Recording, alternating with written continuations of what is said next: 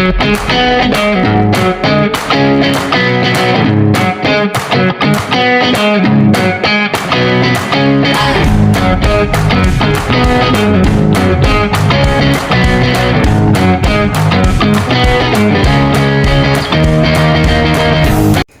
semuanya, pernah nggak sih kalian ngerasa bahwa sebenarnya kita tuh ingin banget dipahami, didengerin, dianggap sebagai manusia yang seutuhnya? Nah, hari ini kita akan ngebahas tentang psikologi humanistik dan gimana pandangan ini menjelaskan cara manusia ini berkomunikasi. Nah, tenang aja, pembahasan kali ini cukup ringan. Mari kita simak ke berikutnya. Nah, yang pertama, saya akan membahas latar belakang dari psikologi humanistik. Yang pertama ini, sebelum kita masuk ke komunikasi, kita ini akan membahas apa sih yang bikin psikologi humanistik ini muncul. Jadi, pada zaman dulu, psikologi ini didominasi oleh dua aliran besar. Yang pertama, itu ada psikoanalisis. Psikoanalisis ini fokus trauma masa kecil dan alam bawah sadar. Dan yang kedua, itu behaviorisme, fokus stimulus respon kayak manusia dengan robot. Dari keduanya ini, dianggap kurang menggambarkan manusia sebagai makhluk yang utuh. Nah, disinilah muncullah tokoh-tokoh psikologi seperti Abraham Maslow dan juga Carol Rogers yang bilang, hey, manusia itu lebih dari sekedar masa lalu dan reaksi otomatis. Kita punya kesadaran, kita punya pilihan, dan juga kita punya kreativitas, serta punya potensi untuk bertumbuh.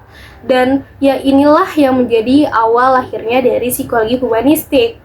Dan pendekatan yang melihat bahwa manusia ini sebagai makhluk yang holistik, dan juga yang punya perasaan, nilai, serta tujuan. Nah, yang kedua, konsep utama manusia dan pengalaman subjektifnya. Salah satu konsep penting dalam psikologi humanistik ini adalah phenomenal felt atau dunia pengalaman subjektif. Setiap orang akan memaknai dunia berdasarkan pengalaman hidupnya dan pengalaman-pengalaman yang mereka alami. Misalnya, ketika seseorang ditegur, dia akan beranggapan atau merasa, oh ternyata dia peduli ya. Ada juga yang menganggap atau merasa bahwa, oh ternyata dia nggak suka ya sama aku. Padahal kata-kata tersebut itu sama, tapi pengalamannya aja yang berbeda kan. Dan ini yang bikin komunikasi ini akan semakin unik. Dan kita juga tidak hanya menerima pesan, tetapi kita juga mengimplementasikan pesan tersebut. Dan yang ketiga, manusia sebagai makhluk yang ingin tumbuh. Menurut Maslow, manusia ini didorong oleh kebutuhan untuk berkembang, mulai dari kebutuhan dasar hingga tingkat yang paling tinggi, yaitu aktualisasi diri. Di sini, komunikasi ini memiliki peran yang cukup besar. Contohnya, yang pertama, kita berkomunikasi untuk memenuhi kebutuhan sosial kita. Terus juga kita berbagi pendapat untuk mendapatkan penghargaan.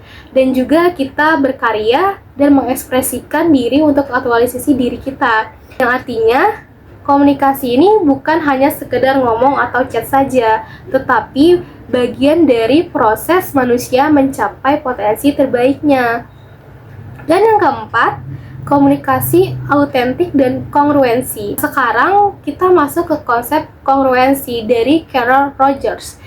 Kongruensi ini merupakan kondisi di mana apa yang kita rasakan, apa yang kita pikirkan, dan apa yang kita ucapkan itu selaras. Misalnya, kita lagi sedih, tapi kita tuh bilang, aku fine-fine aja. Nah, itu merupakan contoh dari incongruence dan sering banget akan menjadi akar miskomunikasi. Yang keenam, ada self-concept dan dampak dalam komunikasi, yaitu humanistik ini juga menekankan bahwa self-concept ini bagaimana kita memandang diri kita sendiri. Self-concept ini akan mempengaruhi, yang pertama, cara kita berbicara, dan yang kedua, bagaimana kita menerima kritikan, yang ketiga, seberapa berani kita mengungkapkan opini, dan yang keempat, seberapa defensif kita saat ditegur. Kalau self-concept ini kita positif, kita akan cenderung lebih percaya diri dan terbuka dalam komunikasi. Tetapi, kalau kita negatif, kita akan jadi lebih tertutup, terus juga sensitif, serta mudah tersinggung. Yang ketujuh, relevansi humanistik di era digital. Sekarang kita hidup di era digital dan apa-apa pun serba cepat. Pesan bisa salah tangkap cuma gara-gara kita salah kirim emoticon ataupun kita salah tanda baca.